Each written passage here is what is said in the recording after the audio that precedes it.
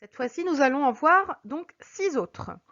L'antithèse, l'oxymore, le parallélisme et la gradation, l'euphémisme et l'hyperbole. Alors, commençons par l'antithèse et l'oxymore. Une antithèse, on va la repérer par exemple dans cette phrase-ci. Cette femme est belle à l'extérieur, mais moche à l'intérieur.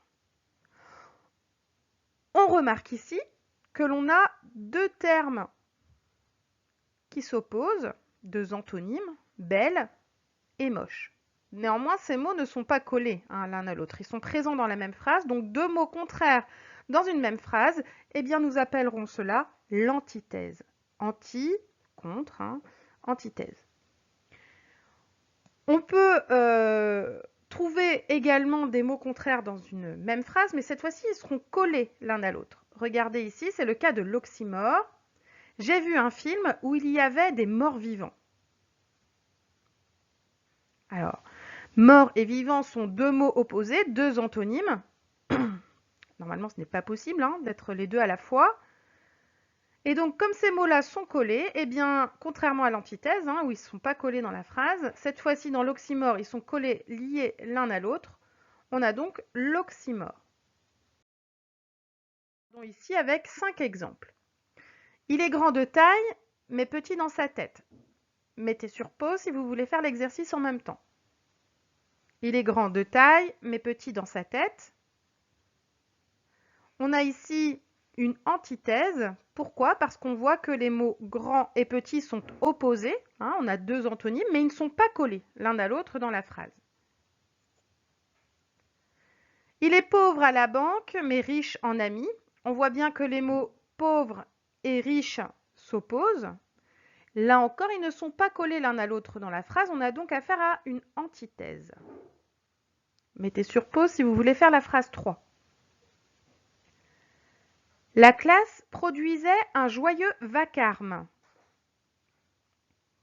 Je remarque que joyeux et vacarme ne vont pas ensemble. Vacarme, normalement, c'est un mot qui fait référence à un son agressif, pas forcément agréable. En tout cas, c'est l'antonyme de joyeux. Normalement, ça ne va pas ensemble. On a donc ici, en figure de style, l'oxymore, c'est-à-dire que les mots sont collés l'un à l'autre dans la phrase.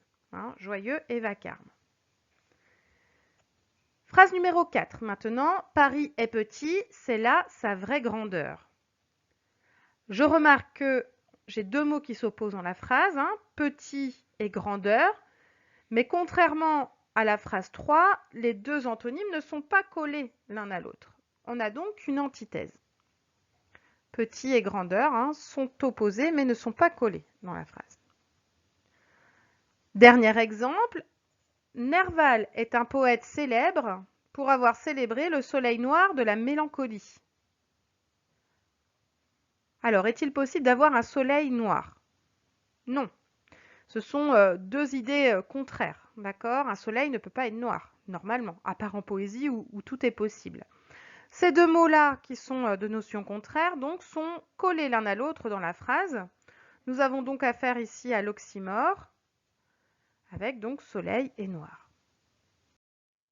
On poursuit avec deux autres figures de style, le parallélisme et la gradation. Alors, qu'est-ce qu'un parallélisme? Regardez la phrase. L'un s'exprimait avec sa bouche, l'autre parlait avec ses mains.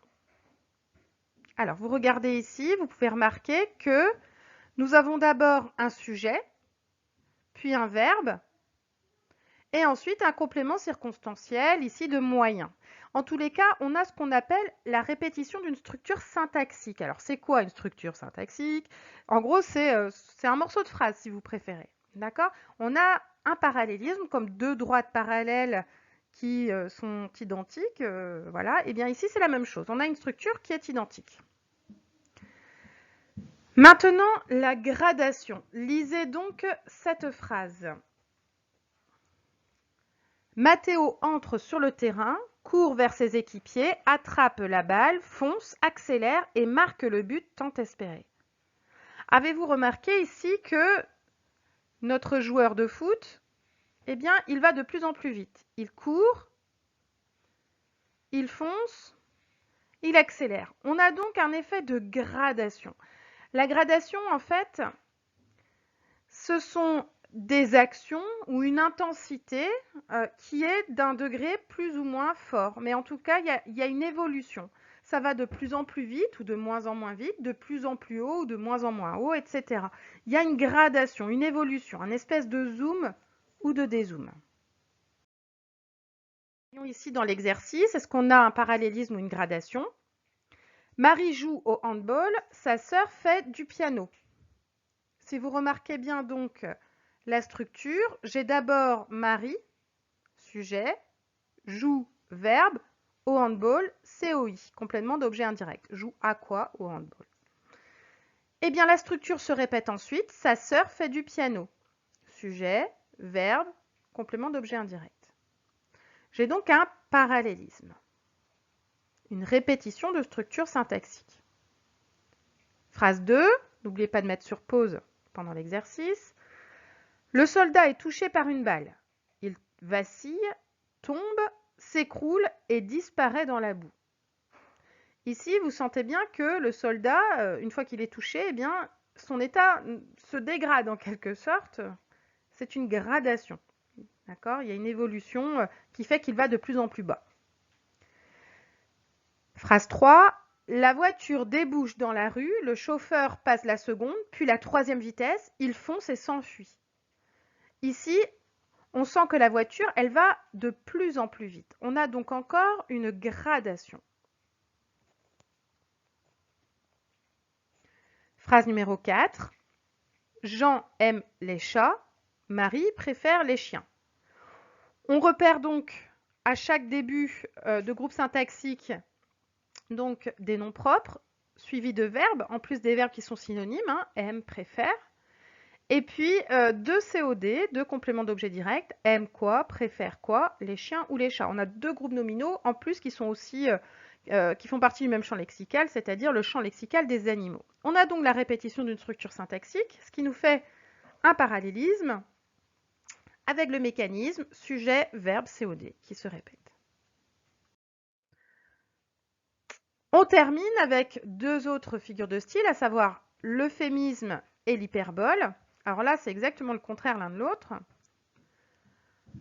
L'euphémisme, regardez la phrase, cet établissement est accessible aux personnes du troisième âge. Qu'est-ce qu'on veut dire par aux personnes du troisième âge? C'est une façon polie de parler de vieilles personnes. Plutôt que de dire cet établissement est accessible aux vieux, bon, c'est pas très mélioratif, eh bien, on va pouvoir plutôt parler du troisième âge. On va atténuer une réalité, la rendre moins forte.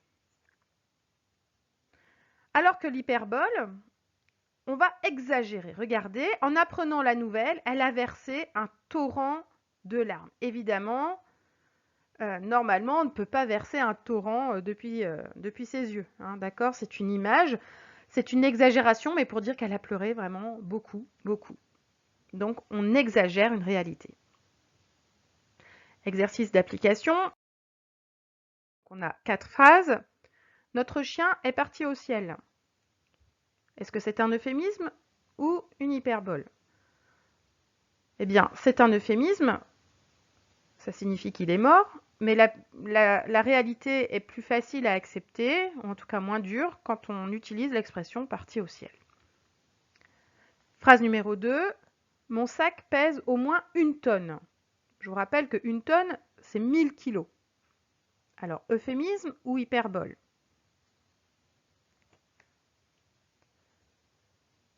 On a donc ici une hyperbole. D'accord? Une hyperbole, pourquoi? Eh bien parce que c'est une exagération. En réalité, mon sac ne pèse pas 1000 kilos. C'est impossible. Ça signifie qu'il est très très lourd. Ce document est créé pour les personnes malvoyantes. Euphémisme ou hyperbole? J'ai donc ici un euphémisme, d'accord? Les personnes malvoyantes, pour ne pas dire aveugles. Ce cours est une torture. Euphémisme ou hyperbole? Alors, certains diront que c'est un euphémisme, que c'est peu dire comme torture, mais non, c'est une hyperbole, c'est-à-dire qu'on exagère.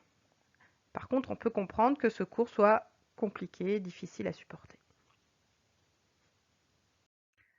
Alors, petit bilan maintenant, avec l'antithèse, l'oxymore, parallélisme, gradation, euphémisme et hyperbole.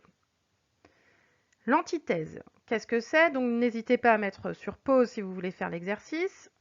Ceci est un corrigé. L'antithèse, c'est quoi? Eh bien, c'est quand on retrouve deux mots contraires dans une même phrase. Ils ne sont pas collés l'un à l'autre.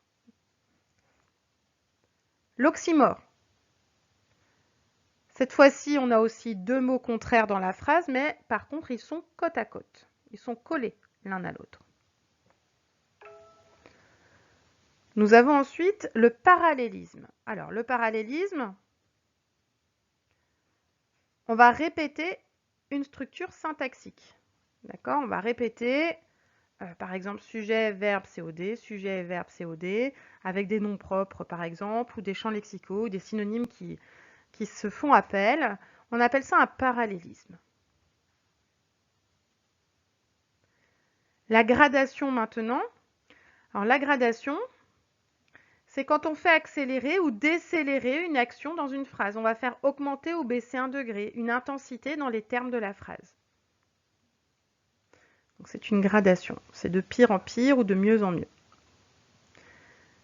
L'euphémisme, on va atténuer une réalité. On va la rendre plus facile à accepter, moins dure. On va être moins franc peut-être. Hein. C'est une sorte de politesse. Et enfin l'hyperbole, qui est l'inverse. On va exagérer cette réalité. On va créer une image qui va faire que on va vouloir insister, c'est une figure d'insistance, on va vouloir insister sur la difficulté de quelque chose, etc. Donc on va parler d'hyperbole cette fois-ci. Voilà pour 6 nouvelles figures de style. J'espère que le cours ou la démonstration en tout cas est assez claire. Il nous en reste encore à découvrir. Hein. La difficulté maintenant, ça va être de mélanger donc, ces 6 nouvelles figures de style avec les 6 précédentes et avec les 6 suivantes, etc., etc. Quoi qu'il en soit, il faut tenir bon. Allez, bon courage, à bientôt!